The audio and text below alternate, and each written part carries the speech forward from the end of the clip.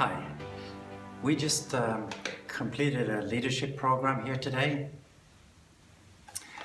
and we discussed quite a bit on the topic of delegation, delegating tasks, and not only delegating tasks, but also delegating responsibility for that task. I thought I'd share a story with you today that shows you a little bit about how you can delegate. And I've done a lot of bad things in my career as a manager, but this story actually is about one thing that I did good. So I was a manager of a research department. Our job was to work with immunomodulation therapy against cancer.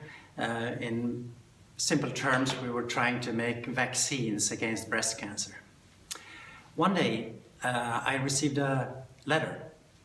It was an official letter, you know, the type of letter with stamps and even some kind of gold logo on it. It said my name and my title and Sweden. So I opened the letter, and it was an invitation to give a lecture in Havana, Cuba.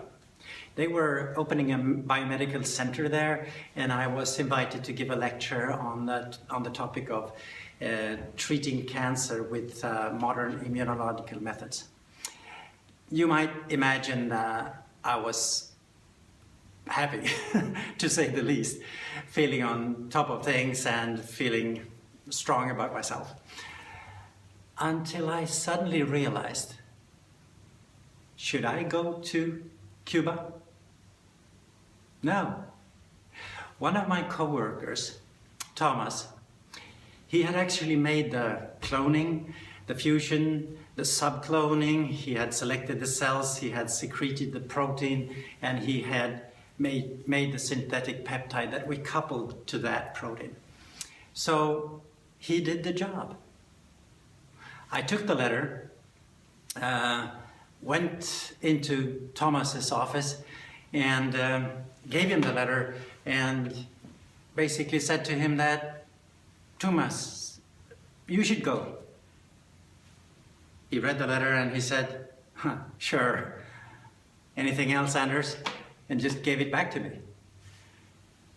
But I was a bit stubborn, so I said, no, take a look at it. I mean, you did the job.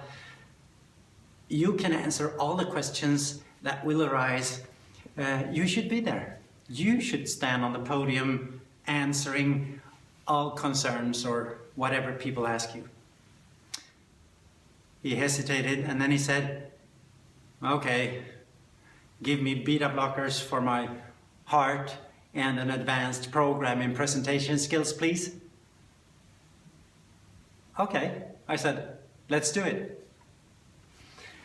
A few months later, Thomas went to Cuba, he gave the lecture, he came back, and I want you to picture a canteen, a lunch area. He was invited by the ladies, he didn't have to pay the lunch. He sat at the table, there were 10, 15 people around him asking questions. How was it? Did you go to Cuba Cabana? And all kinds of questions. He was in the center of things. A few weeks later, people were coming to me, Thomas's manager. Well done, Anders. Good job. Another one came. Well done, Anders. Why is it that the co-workers and colleagues were giving me credit? Thomas did the job, he gave the lecture, and honestly, they should go to Thomas. What's going on? Well, it's fairly simple. Thomas went around in the company and were talking well or crediting me for giving him this opportunity, right? And that transferred back to me as some kind of cred for what I had done.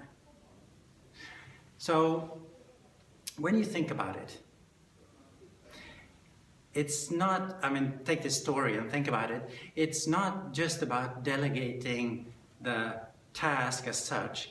It's giving the opportunity for the coworker to perform on that task and really take responsibility for the delegation. And there's one more little golden coin here. What do you think that is? Well, take this story and think about it. I delegated something that I would gladly do myself. I delegated something that I wanted for myself, and I sort of gave that opportunity to another person in the company. So, if you really want to get through with the delegation and get the other person to perform on it, please consider to delegate the task and the responsibility, and delegate something that you would love to do yourself. Thank you so much for listening, and bye-bye.